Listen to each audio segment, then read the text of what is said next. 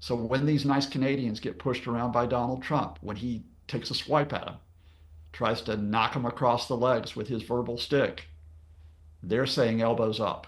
Take him into the boards and show him that Canadians are not going to be pushed around.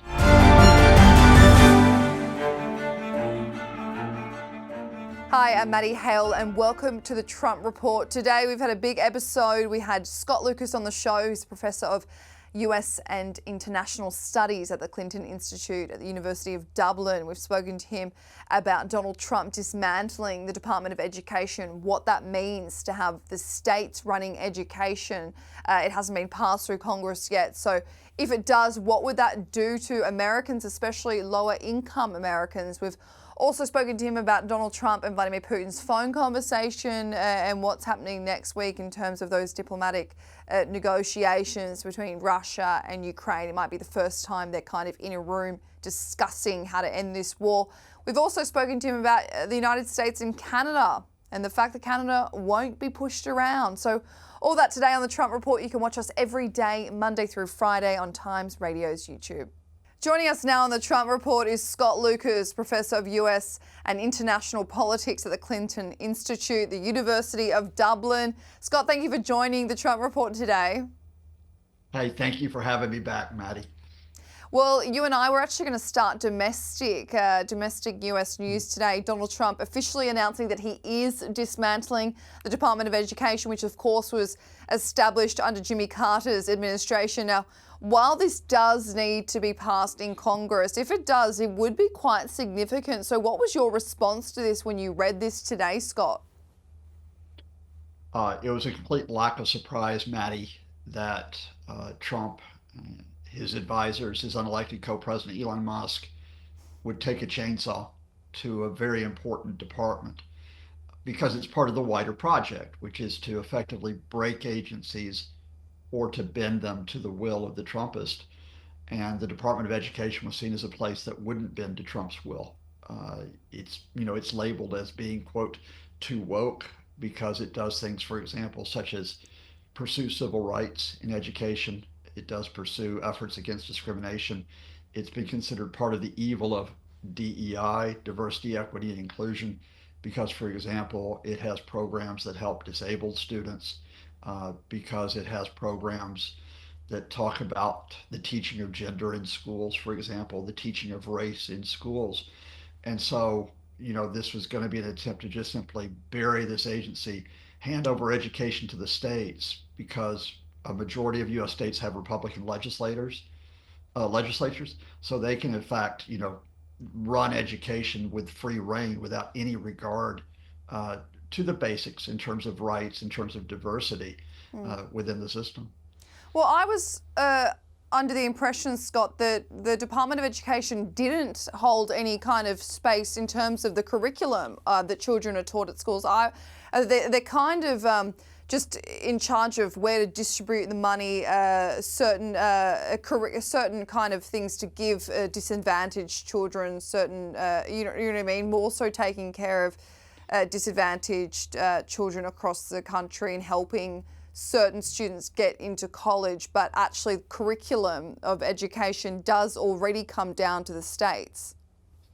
Yeah, almost all decisions on curriculum are under state control and state boards of education. And so, for example, every so often you'll get a case which comes up of a very conservative uh, state board, for example, that will even go to the extent of banning books as being too left wing. That's the case, especially with a state like Texas.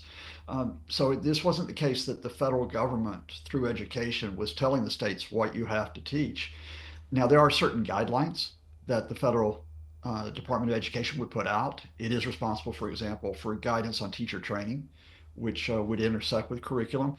But you've actually identified what the key functions of this were, and that is that there's some areas regarding federal finance uh, and provision of access to students, which could only come from the highest level.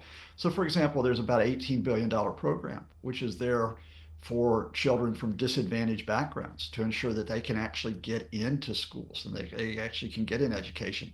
That assistance is given out to states.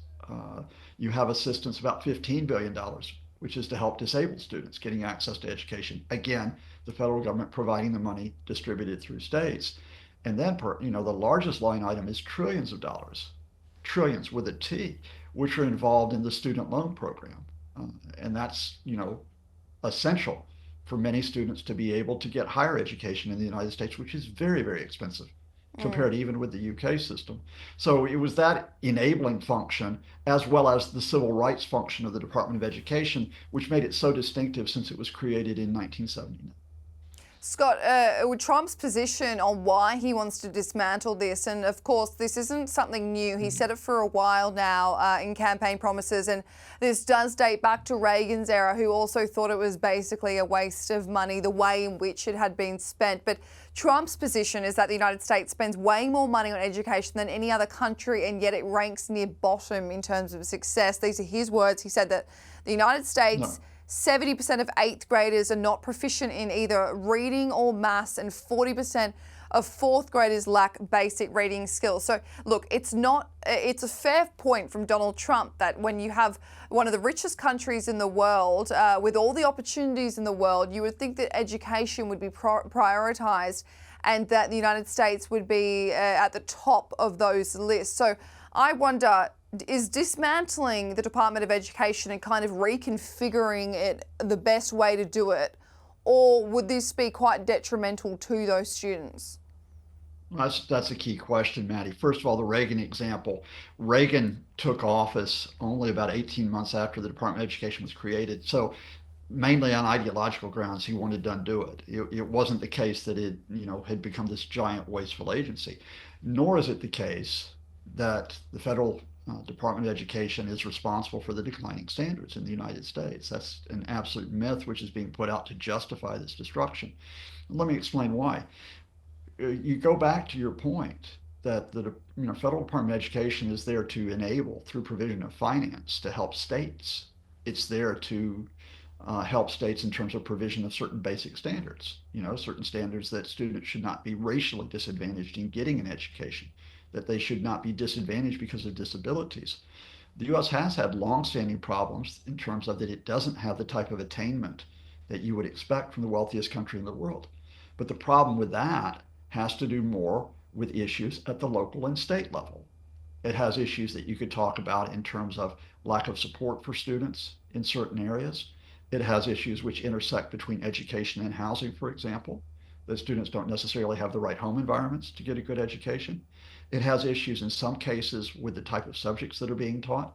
And I don't mean woke subjects or DEI subjects. It's just not teaching basic subjects effectively in certain cases. And if I was to give you one statistic, which is far more pertinent than trying to blame the Department of Education, uh, the 10 states with the lowest level of educational attainment uh, in primary and secondary education are all Republican voting states. I come from one of them, Alabama, which ranks, I think, 49th. I could double check it, but we're certainly down near the bottom. That's not a case of the federal government responsible for standards in Alabama over years that have been low. It has to do with a state which happens to be very conservative, but which hasn't really effectively dealt with issues, longstanding issues of getting a good quality education across to many of its students. So, Scott, basically, in other terms, if it is handed over to the states, education in the general sense is now all handed over into the states, including funding, including how they distribute money to lower income individuals and households. This would affect Trump's MAGA constituents. This would affect all those minorities that he was chasing in the 2024 president election, some of which he was successful in getting more numbers on his side. Yeah, I mean, there's going to be a headline bump for Trump because you'll have this type of red meat idea of, oh, this is big government, I'm taking it apart. Look, if we just hand things across the states, everything's going to be hunky dory. And then, of course, you're going to have the really real effects of this, which take place. To give you certain examples, you will not be able to provide for disabled students in the same way you can right now because there's no place to fund from the federal government. You will not be able to help students from certain disadvantaged backgrounds because there's no place to fund. And in higher education, you're going to have an absolute nightmare in terms of that the federal government's role in helping families all the way from applying for money to be able to afford higher education to the point of distributing it, there will be no federal agency there to distribute the money when the Department of Education is abolished because Treasury doesn't want it. The Small Business Administration, which was proposed to take over, doesn't want it. And so when that happens, well, this is just a general race against time, Maddie, which we could talk about in a number of areas. And it is the race between Donald Trump and his advisors ripping up the US government and trying to get a short term bump for their popularity against it versus the longer term effect of the economic and social cost of this. Mm. And when will those economic and social costs outweigh their sort of sloganeering, often deceptive sloganeering? But Scott, in the last few weeks, Trump's kind of starting to alienate a few key groups here. If this education, dismantling the education department goes through, that's alienating a lot of his lower income voters. And then, of course, him and Doge are cutting employees from the Department of Veteran Affairs, another key group. So does Trump realise these are key groups that voted for him to do better for them that he will alienate? I have to emphasize, Maddie, it's not just Trump. We're talking about do Trump's advisors realize or do they even care? And you go back to Project 2025. That's a mission statement. That's a mission statement, which is to absolutely go in and wield that sledgehammer on all agencies without regard to the consequences, because it's an ideological mantra. The idea that these agencies are part of a deep state, so that they don't consider the effects that take place. And what I'd say to you is we're already seeing the ripples of what might be the problems for Trump and his advisors. They've got some people that will vote for them come hell or high water. But if you were to look at the statistics in terms of support for Trump on the issue of the economy, when he first took office in January 20th, he had a majority of people who supported his approach to the economy. He now has a gap of around about 10%, in other words, minus 10% on that economic issue. More people think he's doing a bad job than doing a good job. And when you have the economic effects of hitting education, when you have the economic effects of cutting back healthcare, another area that's going to be disrupted, when you have just the general disruption that government agencies cannot provide the vital services that they provide, I think this is going to be something that's going to erode Trump's support, not necessarily amongst his diehard supporters, but amongst those who on a day-to-day basis say, look, what matters to me is not being for or against Trump, but whether or not I've got a decent school, whether I can get into a hospital, and whether or not I've got a roof over my head. All those people that he got on his side, all those people that were had either been voting for Nikki Haley had she actually gone through, all those people that were really over the Democratic Party prioritising identity politics, Donald Trump and his administration, his campaign team, I should say, really did get those people that wanted those very basic things, a strong economy, jobs, monitoring the border. So it will be interesting to see if his support kind of dwindles when he starts to realise, I guess, he's alienating these key groups. But I think we should get into polling now, Scott, because Newsweek Tracker has his approval on 48%, disapproval on 49%. So it is still quite tight. But when you look at this week's polling, a majority of voters are disapproving of him on a whole in those individuals' polls. But then you have the Ipsos Reuters poll that has him on a steady 44% approval. But then a Gallup February poll. This is an interesting one where it basically monitors how a president is being viewed in that first February of their administration. So that second month of their administration. And Trump was at the lowest approval of any president.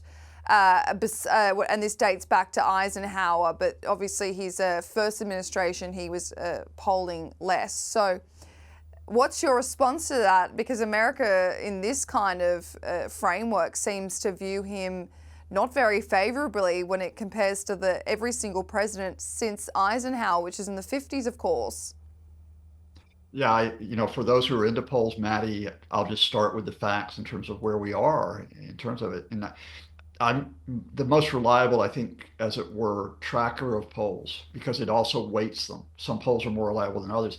I would refer people to Nate Silver's Substack called Silver Bulletin. At the start of Trump's administration only 2 months ago, he starts off just over 50% in approval. Now, if you follow, Silver Bulletin's weighted average, it's right around about 47.5%. Now, that's not a huge drop in an approval rating across all the polls. What is significant is the disapproval rating. He was 41.5% when he started 2 months ago. Now he's almost 50%. He's about 49.7. That's a really sharp rise in disapproval. And as I sort of indicated when I talked about the specific issues, such as the economy, what you're seeing, I think, out of those polls is that those people who are really dug in with Trump. Remember the guy who once said, I could shoot someone in the middle of Fifth Avenue if people would still vote for me. They're still not giving up on Trump. They're still dug in with him. Those people who are not diehard with him, but who may have voted for him in November, hoping, all right, he can make things better in terms of what I'm feeling, they're not seeing that. And that's where you're already getting that uptick in disapproval. And I got to be honest with you, Maddie, that you then go to the analysis beyond the polls, and that is, I don't see where you're going to get an improvement in the economic situation in the near future. We could talk about tariffs and their consequences.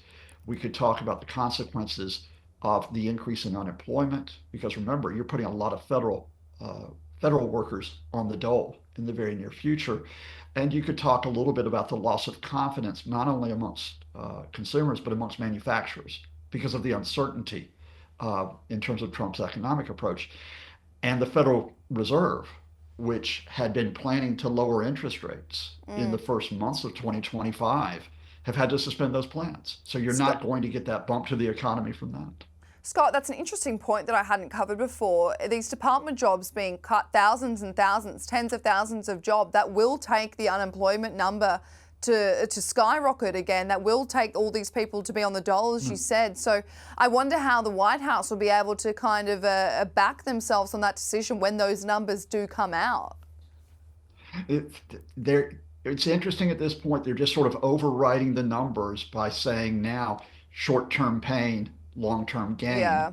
and holding that out. And then also by holding out the idea of that beyond any idea of, whether or not we're economically better off, it's that idea that all these steps are being taken against the enemy within, as it were. That this massive federal government employees somehow were like an army of the deep state against Trump, which is absolute rubbish.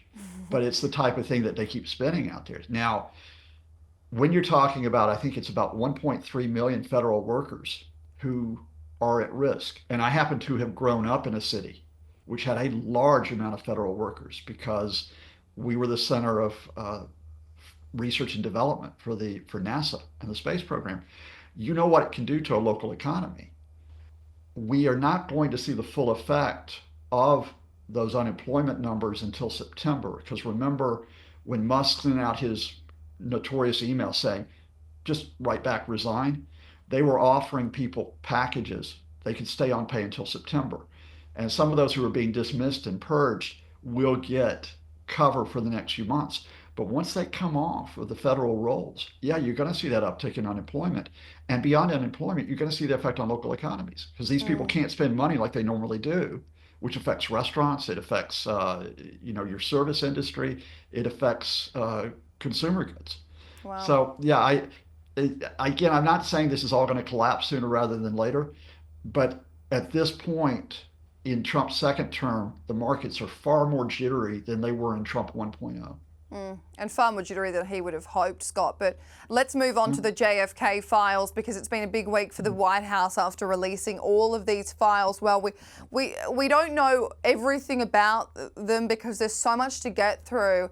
But there's a lot on Lee Harvey Oswald, there's a lot on the CIA. Trump said that there would be no redactions from these files, offering full transparency, but a lot of people say that isn't the case.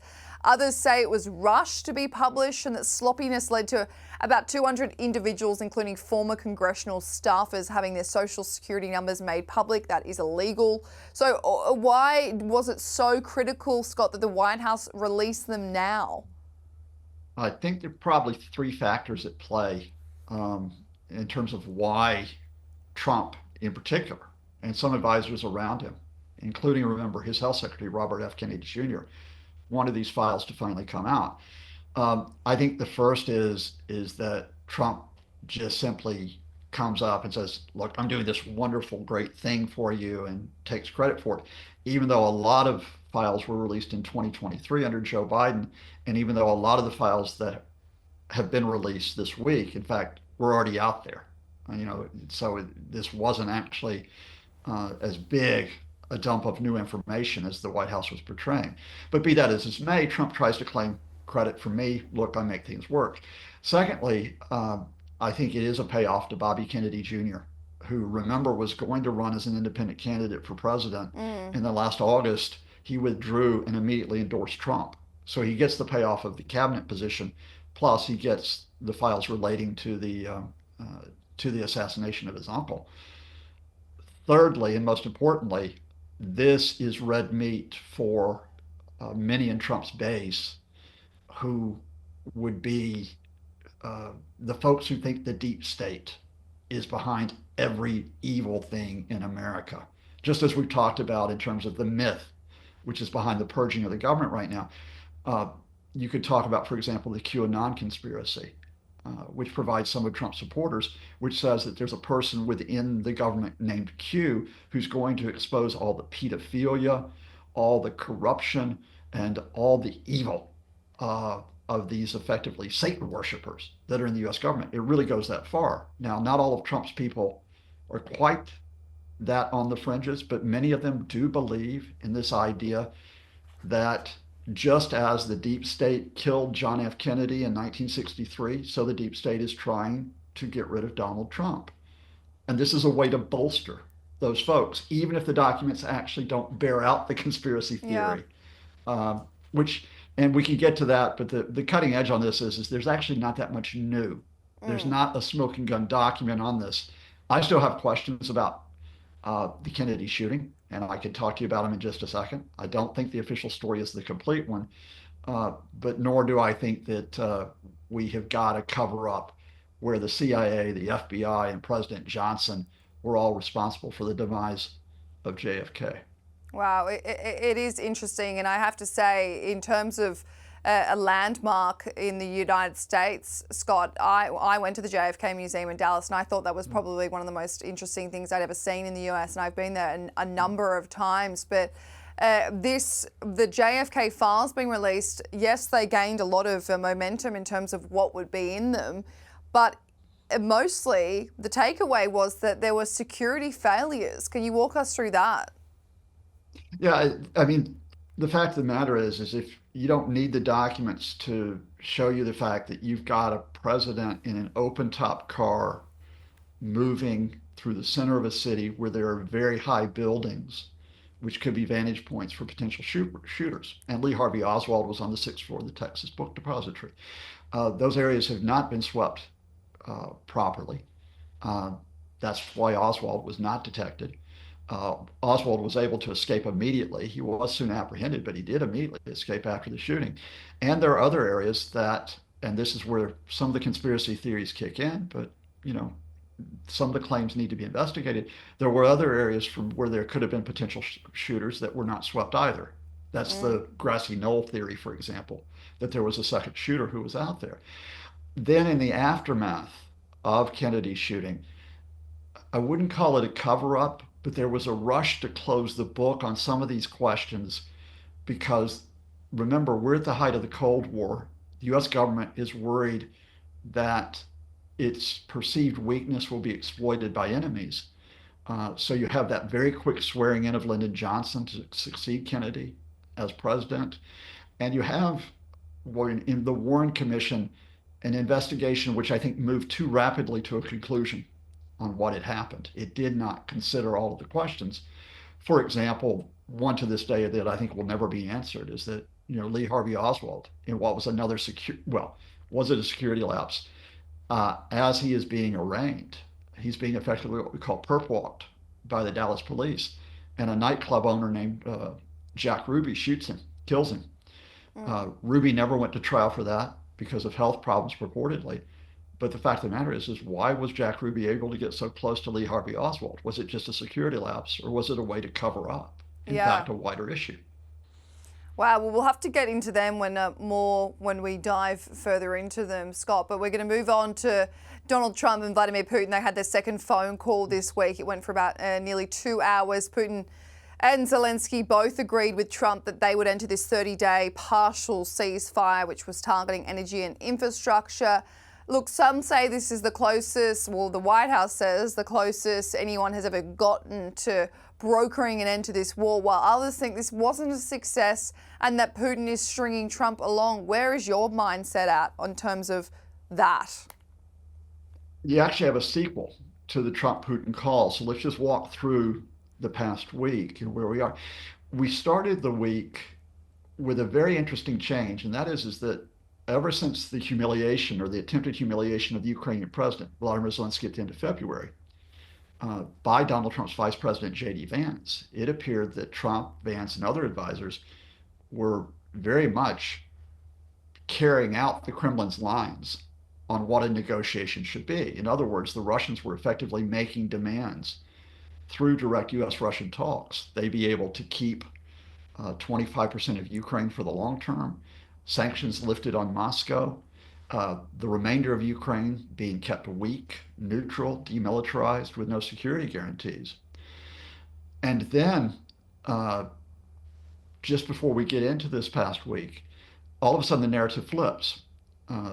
Ukrainian officials working with European officials, including those around the UK Prime Minister Keir Starmer, are able to deal with the adults in the room in the Trump administration, where we get this ceasefire proposal. So this is significant. It's a U.S.-Ukraine proposal for a 30-day ceasefire, not only on aerial attacks, but on the ground, on the front lines, and at sea.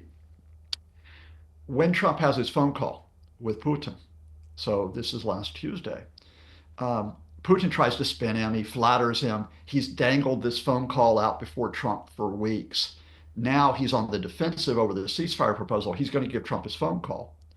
And of course, Trump immediately comes out and says, it's a great call. I look forward to working with the Russians, et cetera, et cetera, et cetera. But the Russians haven't really shifted on their demands. The only thing that Putin accepted, purportedly, was a halt to attacks on energy infrastructure. And then hours later, the Russians fired around about 125, 130 drones and missiles on Ukraine, which were attacks on those infrastructure. So he didn't even keep to the one thing he had pledged to. And of course, he rejected a ceasefire on the ground. He rejected a ceasefire at sea. And he did not pull back on any of Russia's demands. Okay, so there we are with Putin. And you think, okay, has he flipped Trump? Has he played enough to Trump's ego that Trump is now back effectively in his pocket? What happened next is the key thing. It involves the Ukrainian president, Vladimir Zelensky. It involves European countries, including the UK. And again, it involves some officials in the Trump administration, which is they arranged for Zelensky to get a phone call with Trump for about an hour on the Wednesday. And once again, Ukraine has got the initiative back on the diplomatic front. Because what Zelensky is able to say is, okay, we are going to offer that ceasefire. We're not going to be like Putin. We're not going to reject the ceasefire on land and at sea. We are going to commit to halting all aerial attacks on infrastructure. And so they have put the ball back in the Kremlin's court. But there's more. Zelensky says, okay, and we look forward to the U.S. helping us with our air defenses. And Trump says yes, especially if Europe will pay for them. And then there is a discussion around a nuclear power plant, the largest nuclear power plant in Europe, where we have an opening, which effectively is that if the United States has a financial stake in that nuclear power plant, will they protect it? Because that, of course, would be a de facto security guarantee. And what's the one thing that Vladimir Zelensky wants from Europe and from the Americans? He wants a security guarantee against Russian attacks. There's still a lot of road to play out here. But what's going to happen next Monday is that the Americans are saying for the first time they will have the Russians and the Ukrainians in the same place. They'll have them in Saudi Arabia, and they'll carry out indirect talks between the two sides.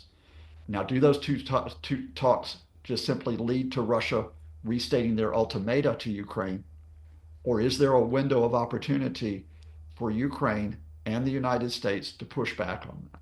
Well, it would be interesting to see the US and Ukraine actually working together to get a proper deal over the line, Scott, because there is so much concern that Trump he will tire. He will become so frustrated that a middle ground deal cannot be reached because Russia will bury them with so many lists of demands and conditions that Ukraine possibly cannot accept because it would affect everyone's lives. It would mean that they'd have no protection. It would mean that they wouldn't be in NATO. It would mean that they would have Russians on the border of that 20% that they now occupy. So you can imagine that at some point Donald Trump might say, you know what, I'm wiping my hands clean. I'm done with this. I want the United States out of this war. I'm leaving it to Europe and the UK to figure it out because there won't be a deal done. And then Putin gets his way. He gets to continue this fight. He gets to continue the war. He gets to continue to stay in power because Russians want him to keep the war going because there's so many Russians who have their employment, their livelihood through being a member of the armed forces. So at this stage, I don't know how you broker a deal that leaves Ukraine in a better position. I don't think it's a case, Maddie, that we're talking necessarily that a deal is going to get brokered. It's going to be what happens when the deal isn't brokered. So let me play it out this way. There's two different factions in the Trump camp. And there's a faction that would be quite happy with the scenario that you just portrayed, which is Donald Trump simply throws his hands up and says, you know what, Vladimir Putin, he's a pretty cool guy. And in fact, his envoy to Russia, Steve Witkoff, actually said this week, I have great faith in Vladimir Putin. That those people who are around J.D. Vance, the vice president, around Donald Trump Jr., that they get their way and they effectively side with the Kremlin. That's one scenario. But there's another scenario. There are other Trump administration officials, including the envoy to Ukraine, Keith Kellogg, I think probably the National Security Advisor, Mike Waltz, possibly the Secretary of State, Marco Rubio, who do not want to wind up in the position where you effectively are enabling Putin to just keep attacking Ukraine and seizing more territory. If we get to the point that Russia just rejects any type of approach that could lead to a negotiation for a ceasefire, do those officials get Trump to support Europe? And by supporting Europe, what I mean is that Europe is stepping up the military aid for Ukraine. We're seeing that over the last few weeks. Europe is stepping up the idea that Ukraine has to be at the table in talks. And Europe is stepping up the idea of security guarantees. So do those officials within the Trump administration, if Putin continues to just want to kill, can they swing Trump behind this? But I'll add something beyond this as well, because quite often we can be pessimistic. And that is, even with the Trump administration stepping back from Ukraine, Russia is struggling. And I know the YouTube comments we're going to get when I say this, because everybody goes, oh, Russia's winning. They're not. In terms of the Russian economy, it's facing serious challenges in 2025. It has been overheating. It's not necessarily the case they can keep it overheating to keep the war effort going. In terms of Russia's international diplomatic position, they're facing a Europe which is not breaking, but which is continuing to support Ukraine. And perhaps most importantly, on the battlefield, even though they've been able to reclaim part of the area that Ukraine took in Russia, their advance in eastern Ukraine has slowed significantly. I hate to promote Elon Musk platform, which I still call Twitter, but there is a very good analyst named Michael Kaufman who has a thread in detail about why that Russian offensive in eastern Ukraine is slowing. So if we get to the point where Russia cannot take more territory, even with the Trump administration standing on the side, Vladimir Putin may not be able to take as much advantage of a protracted war as we think. And then a peace deal might be a little bit more enticing to him. But Scott, let's move on to Elon Musk. I know you hate to give him airtime, but he has had a big week. He's had a lot of damage control happening in terms of Tesla. Now that the stocks have been plummeting, he's had a number of his showrooms, a number of demonstrations of people burning Teslas and really protesting against him and his new role in the administration. Not only that, but he's had his public life, his home life brought into the attention of many because his former ex-partner Grimes came out and basically said that she'd been pleading for him to stop parading their young son in front of the cameras. We saw him bringing his son X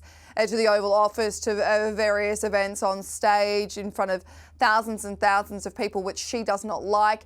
He then had his transgender daughter Vivian sitting for a Teen Vogue interview this week where she called him cartoonishly evil, a pathetic man-child that she doesn't care about and hasn't spoken to about months. So all this coupled together, his Tesla stocks, his Tesla business, and then his home life of people parading him in front of the media, is he torpedoing his brand?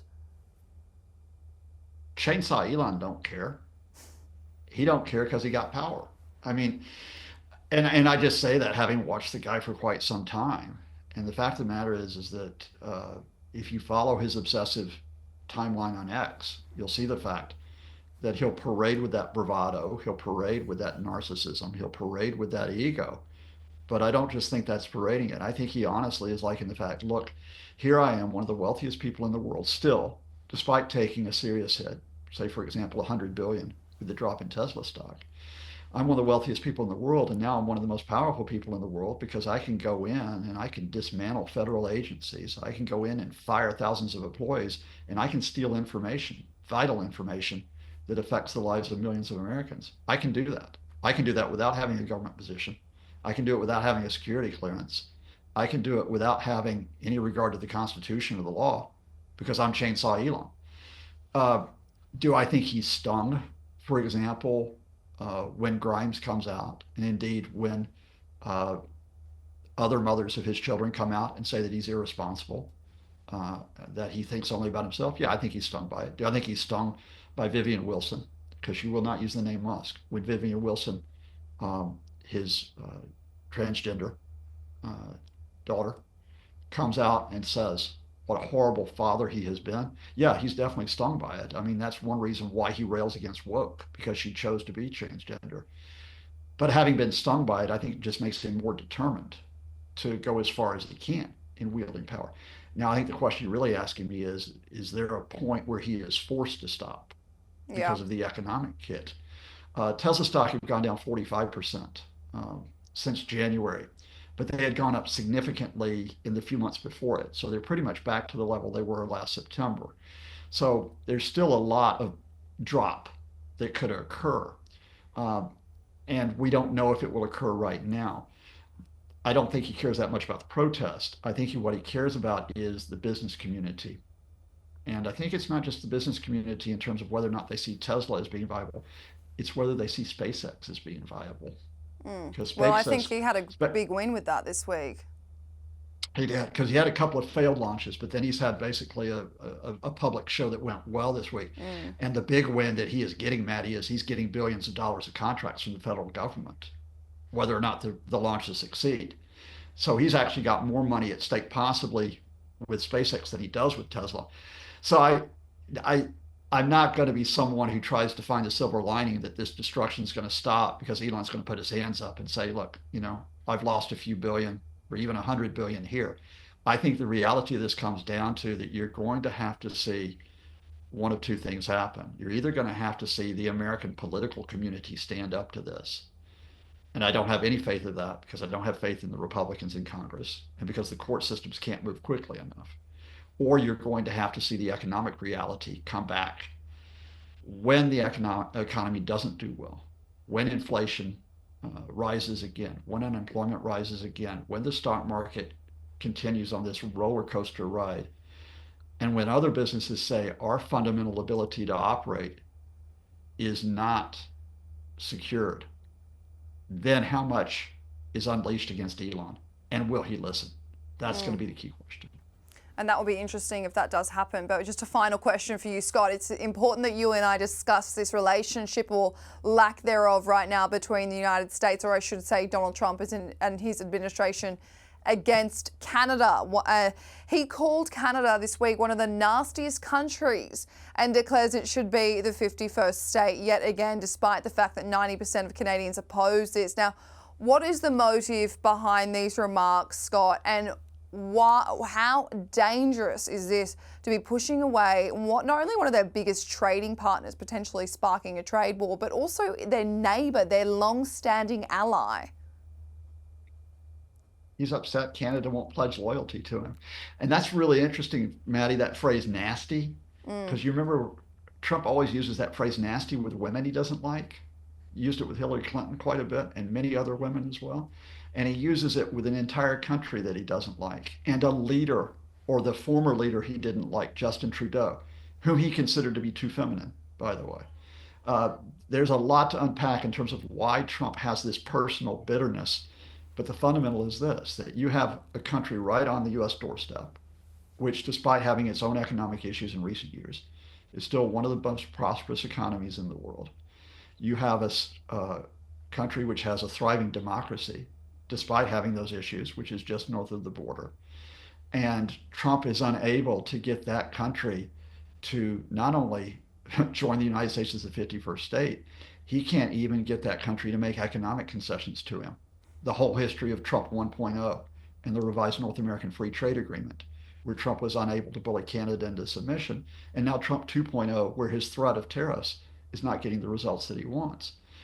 There are a couple of specifics to watch here, Maddie, that do go beyond Trump's ego. For example, there is a lot of fossil fuels out in Western Canada, in places like Alberta, and there has been a movement in Alberta which is very disenchanted with Ottawa. And so there's some American advisors, Trump advisors, who think maybe we could split Alberta off from Canada or possibly another one of the provinces. But the reality at this point is that all Trump has succeeded in doing with 2 months of vitriol and threatened tariffs is to actually bring Canadians together, despite the differences they might have on economic or social or political issues. And so you take his rhetoric, and all you have to do is respond with 2 words: elbows up. Now, I don't know if you know the phrase, Maddie, but No. it's one of my favorite stories. So I'm just going to tell it, folks. You know, we have the stereotype of Canadians being nice, mild, lovely people, and a lot of them are.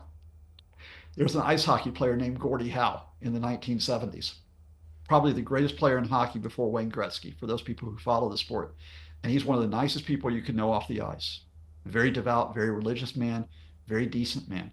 But when he was on the ice, if he got clipped on the legs by someone, or if he got pushed by someone on the opposing team, he would take them into the boards and he'd put an elbow right up in their face, take a tooth out along the way.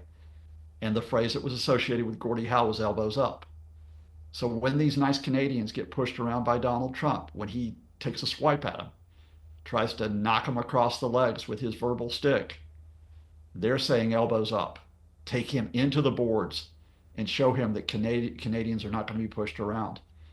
And that is such a unifying moment for Canada that even the man who has modeled himself in some respects on Donald Trump, the leader of the opposition Conservatives, Pierre Poilievre, has had to join in and choose Canada over Donald Trump's ego.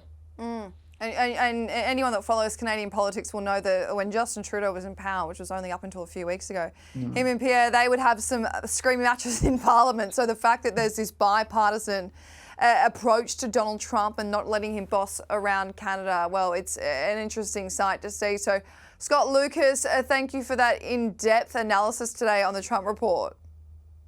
Thank you, Maddie. Stay safe, stay sane. We're all going to need it.